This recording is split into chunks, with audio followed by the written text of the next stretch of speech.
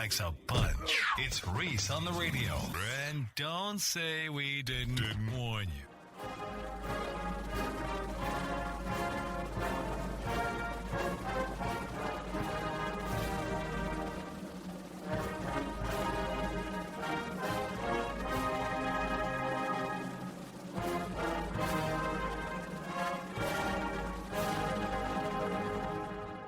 All right, ladies, buckle up.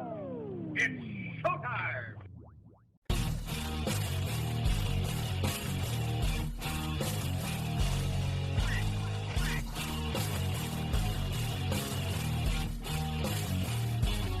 Hey, what's going on, everybody? You know what time it is. It is time for the Reese on the Radio Rundown on NewsTalk 1080 WTIC.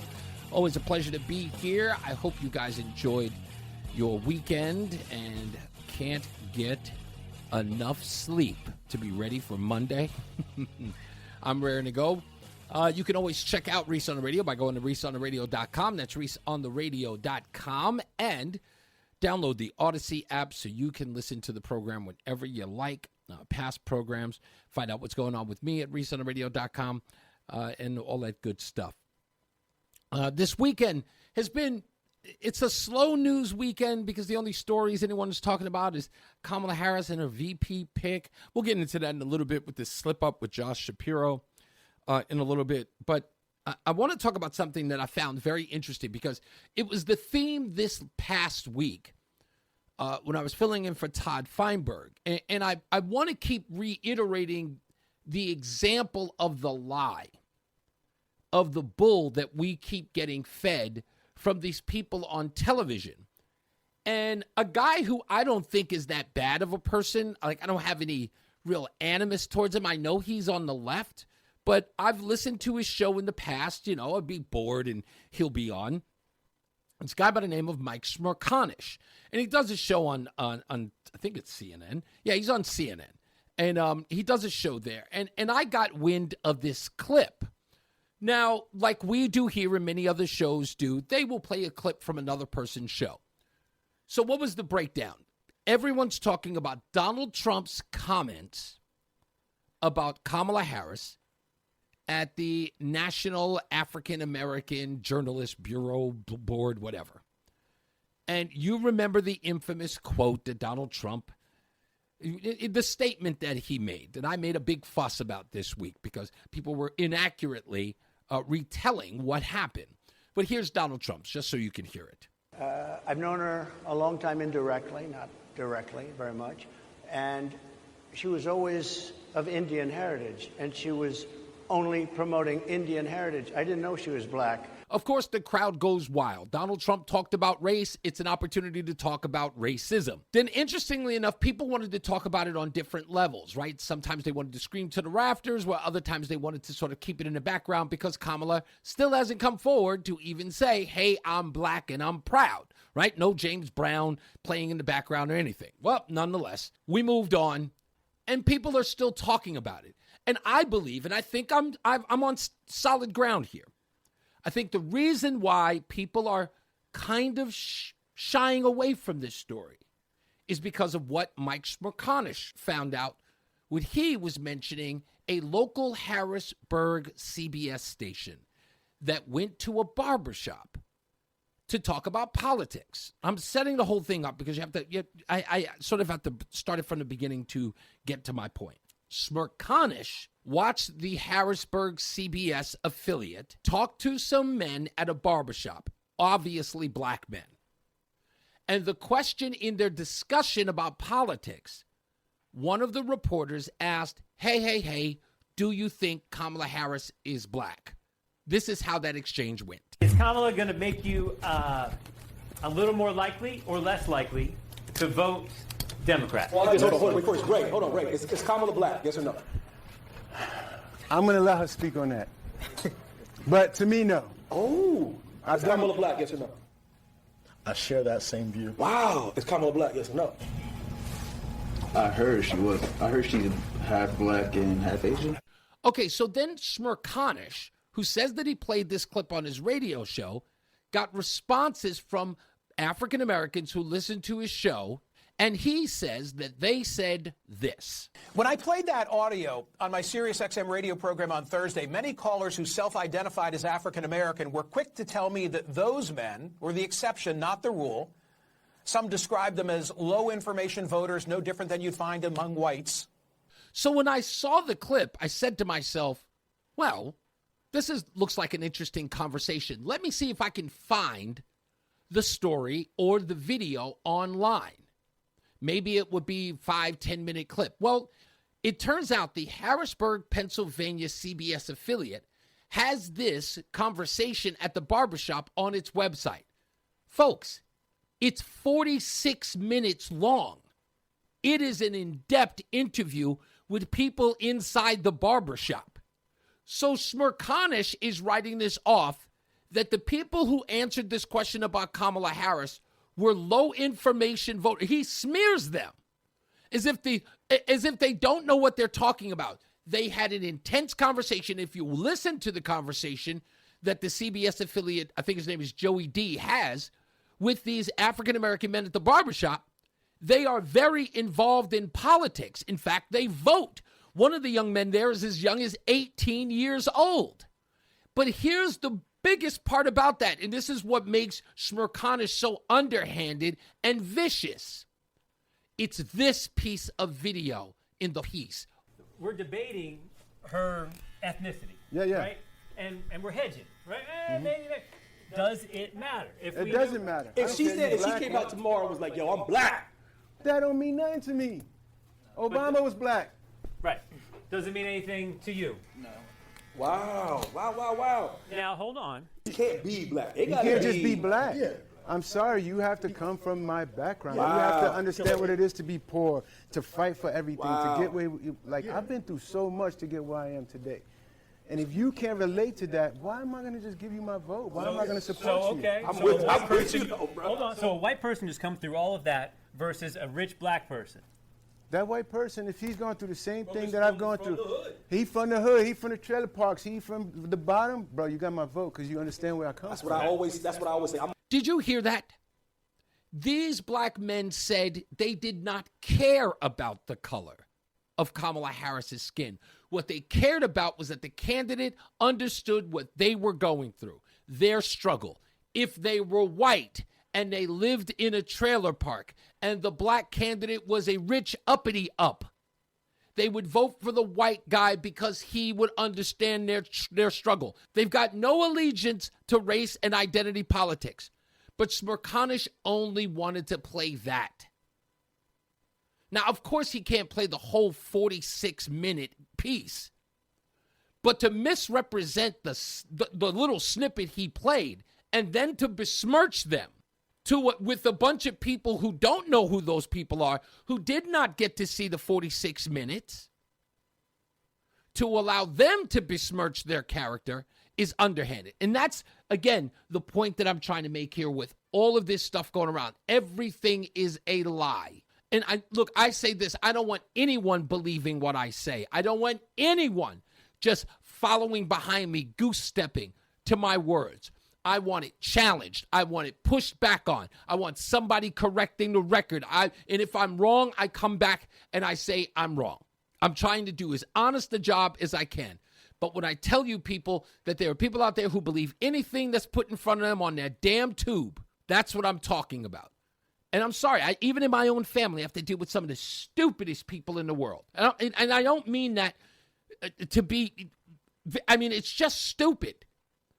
You can have this stuff sitting right in their face and they don't care. They don't care. I remember my mother used to say, Jesus could come down on earth and look right in front of them, and people would say, and stand there right in front of them, and people would say, that's not him. I get being a skeptic. I bet even I can understand being a cynic. But you know what? When the facts are in front of you and you're willfully ignorant to them, what more can you tell them? You can't say much. You can't. All right, more news, more views when we get back. I got plenty of stuff. It's Reese on the Radio, News Talk, 1080 WTIC. Catch Catch Reese on the radio. Reese on the radio. Only on WTIC News Talk 1080. I got to be honest, folks. They should have never done it. I wish they hadn't. I wish they didn't bring it up. But sometimes people just walk right into the brick wall. They don't know that they're doing it. They have no clue. And it's through no fault of their own. After a while, I get tired. I don't want to get into war with my race, as it were. I don't try to do that. Sometimes I'm provoked. And let me explain this to you. Let me put it in a whole different way here. By the way, News Talk 1080 WTIC. I'm Reese on the radio. If you're just joining, who the hell is this guy? That's who I am. I don't get into these conversations until I'm provoked. And I reach a certain level where I get ticked off. And I don't say anything unless people say stuff to me. So I leave it alone. But when remember the Chicago way? Do you remember that? Sean Connery famously said this. He pulls a knife, you pull a gun. He sends one of yours to the hospital, you send one of his to the morgue. That's the Chicago way. I love that movie. Brian De Palma. I love that movie, and I love that quote. And I've lived by that quote for a lot of years. I don't so much do it today, again, unless I'm provoked. And what am I talking about? Easy. Do you hear a lot of this conversation about black jobs? Especially from the African-American community. Just recently, Simone Biles, I guess tweeted something about, just doing my black job. And it's unnecessary. You don't even need to get into the fray, right? And it's taking a jab at Donald Trump. I get it. But, be above that. Don't get into politics.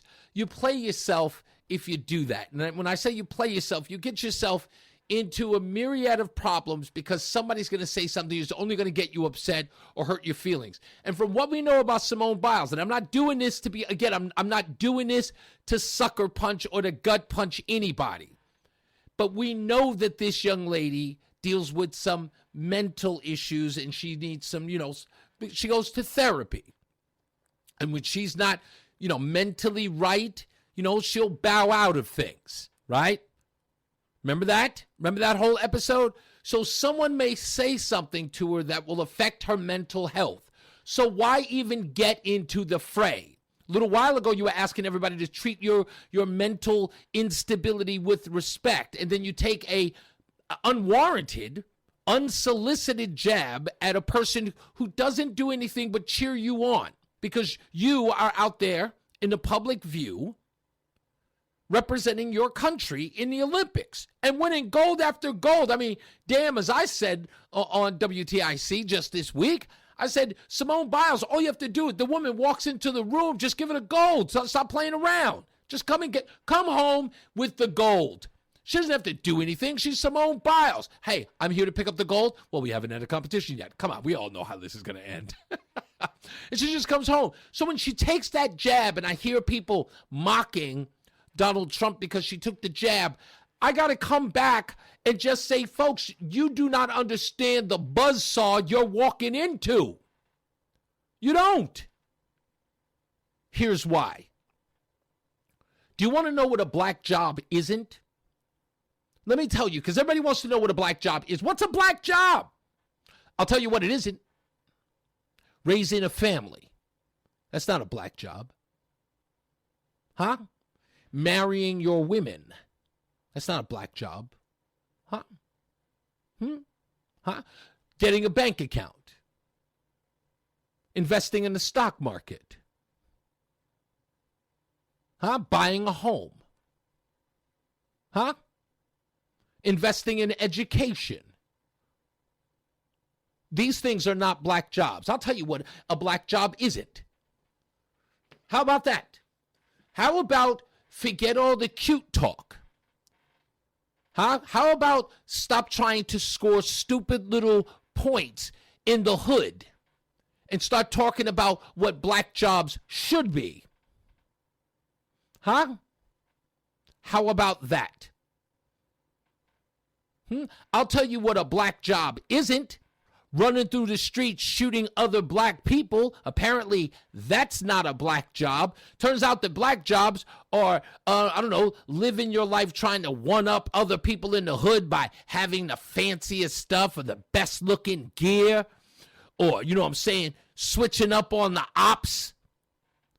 Apparently, that's the black job. Huh? Apparently a black job is spitting lyrics, putting out a hot 16, trying to get the demo tape onto a major label. That's a black job. Huh? Apparently a black job is, getting out on the on the court, doing the tomahawk 360 dunk, trying to get your NBA career up and running. That's the black job. Huh?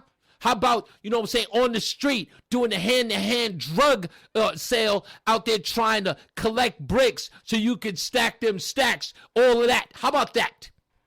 Maybe that's a black job. How about we talk about what isn't a black job? Because while everybody else is in the hood sitting up here hollering and screaming about what one person said about black jobs, one who's trying to make sure that you have careers, that you have education, that you have opportunity, says migrants are coming in or illegals are coming into the country taking black jobs, someone who cares about whether or not you have a job for your black behind, you're too worried, what's a black job?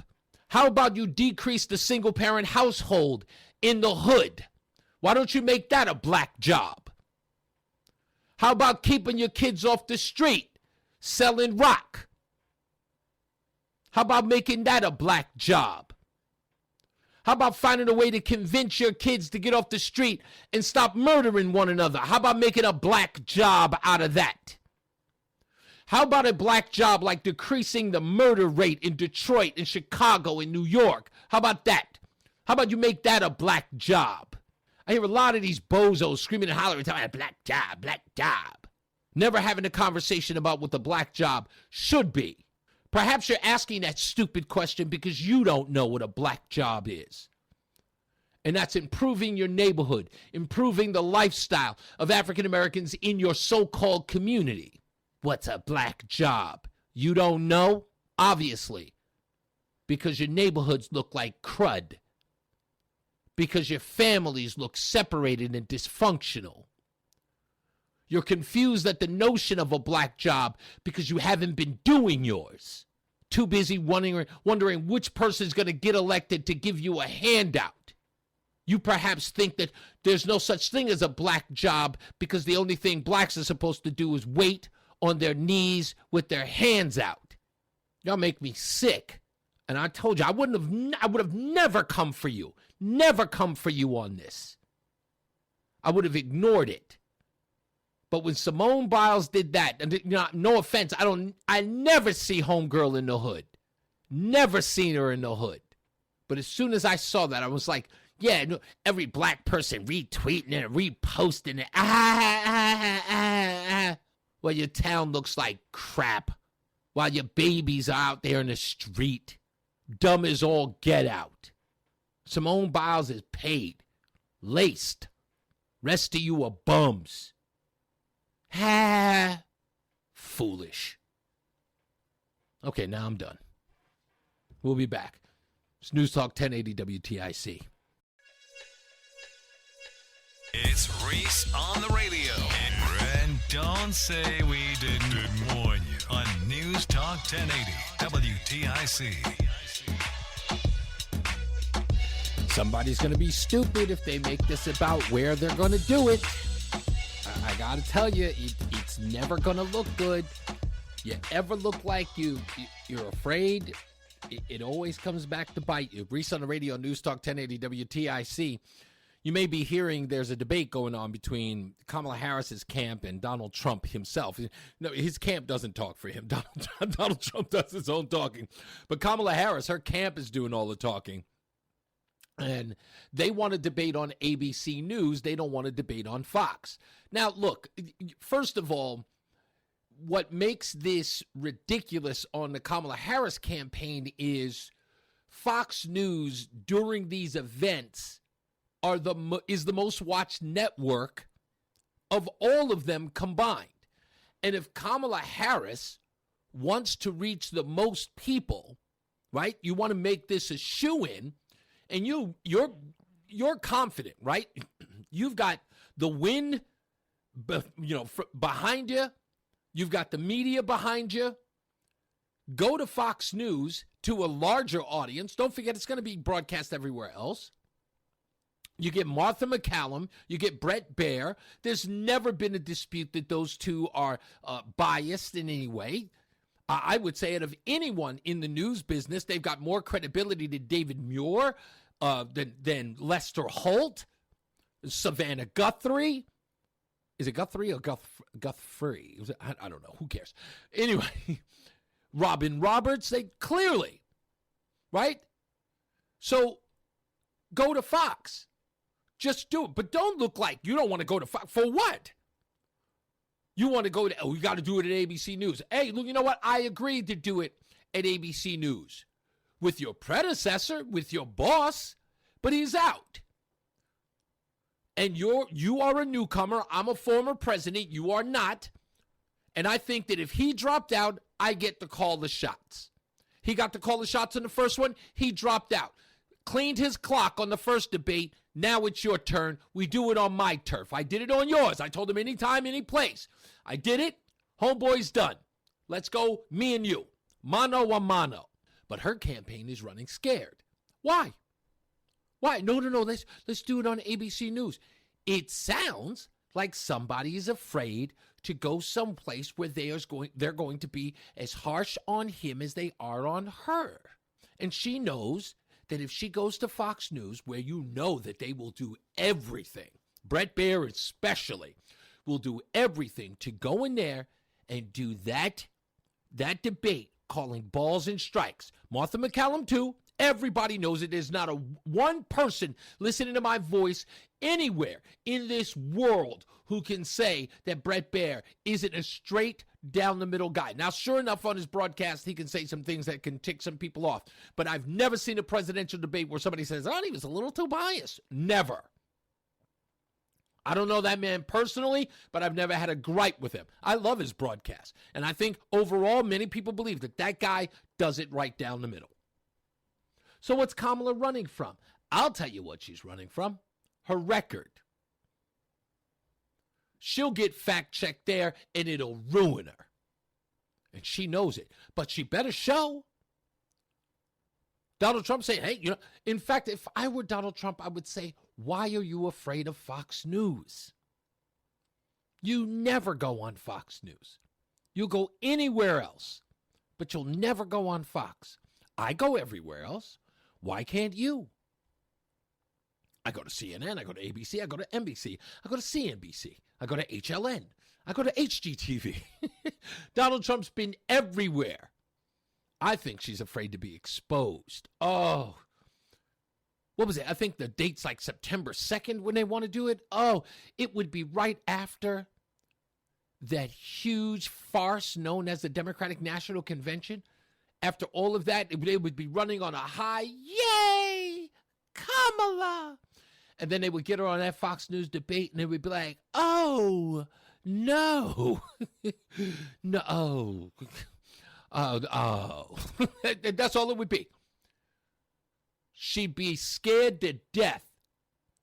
And Donald Trump wants to do it in front of an audience? Oh,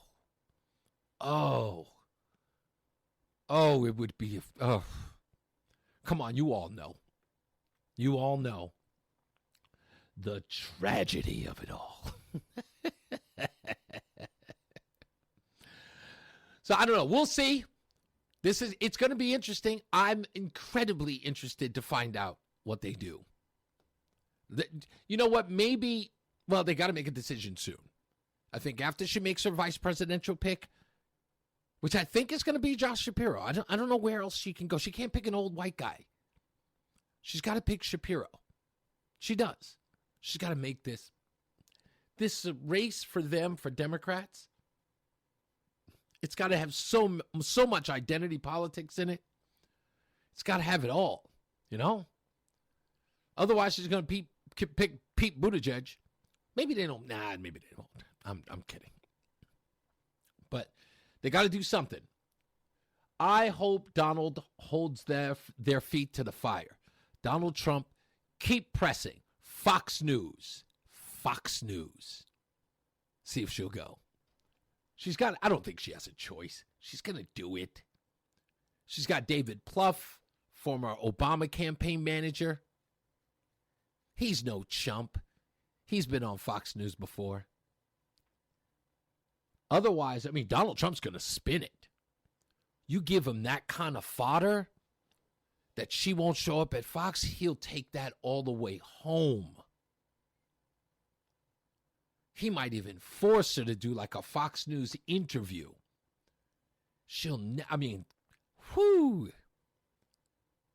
Force her out of hiding. Yeah. If she doesn't show up or if she declines going on Fox News, just have a field day right there. Everyone would, that would just be it. Anyway. All right, we'll take a break. We'll come back, put a bow around this when we return. It's Reese on the Radio, News Talk 1080 WTIC.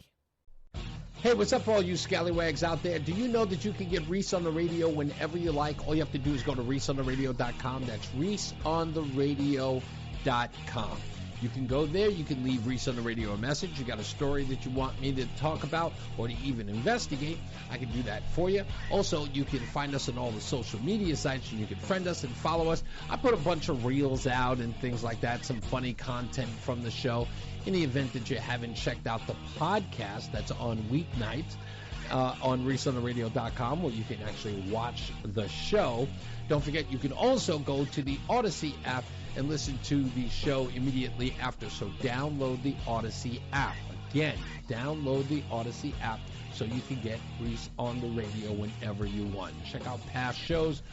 They're all descriptions telling you what the show's about. And, of course, finding a link there so you can actually look at the old video in case you missed it. There's a whole bunch of things that you can do, okay? So, don't forget, it's ReeseOnTheRadio.com. That's ReeseOnTheRadio.com. Check out the Odyssey app. Get the Odyssey app. Listen to ReeseOnTheRadio.com. Go to Reese on the Radio's website. Find us on Facebook and all of the other social media and become a friend of ours. And then Reese on the Radio will be a friend of yours, too. Okay? Remember, ReeseOnTheRadio.com. It's ReeseOnTheRadio.com. Am I saying that too much? Clearly. All right.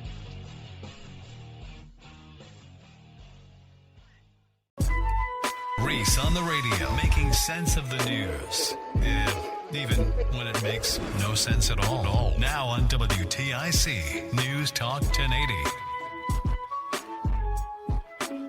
Reese on the Radio, we are about to wrap this up, get this over with, go home. You guys can return to your Sunday evening, and I'll see you guys back here on Monday, 3 p.m. Eastern. I know I shouldn't even go into this, but I it's what I do, and I confront things as they are, because we got another week of broadcasting coming up, and I really do love this medium, and this medium means everything to me in a sense of I watch other people do it, and it is out of pure joy that I do. It's like watching sports. Like if you're a big baseball fan, you won't just watch your team. You'll probably watch some other teams that you like, or you like players on to see a game if you really, really like it. Like watching, if you're a fantasy football guy or fantasy baseball guy, you watch all of the games. You're invested in all of them. Radio is kind of that same thing to me. And of course, I'm not playing fantasy radio, but you know what I mean. I love the guys who are in it. There's so many guys across the country who do it that I love. And I enjoy listening to. Not all, but a lot of them. Everyone has their own way of doing things, right? Everyone's got their own style. And I don't try to pick off someone else's style. I do like some stories that they'll talk about, and I might even listen to a story that they're doing. I was like, oh, man, I didn't even see that. Where's that in an American Spectator? Oh, where's that Hot Air? Stuff like that. And I might find something interesting in those sources. I've got my own set of places where I go, and I'll admit that some of them are very limited. Only because I trust them. Everybody's doing something. So I like going to my sources. But anyway, I do my show my way. I just do. Until someone comes to me and says, all right, we don't like the way you do your show. And then I'll say, well, what the heck do you want me to do? I've literally structured my show year after year after year. In my head, I'm doing my show even when I'm not on the air. I know what it sounds like. I know the way it flows. I know how it pivots. I just do that. And recently, I've been hearing that, certain things are the way that certain people like it the way that they do. Look, with all due respect, I get it. I understand that. A guy like me coming into the fold may sort of disrupt things in the way that you do them. I get it. And that may even tick you off because no one really likes change. Some people are very selfish about change. Nope, there won't be any change on my watch. Let me help. You have no control over that. As much as you think you do, you don't. You have zero control. You're going to have to accept life on life's terms. I did.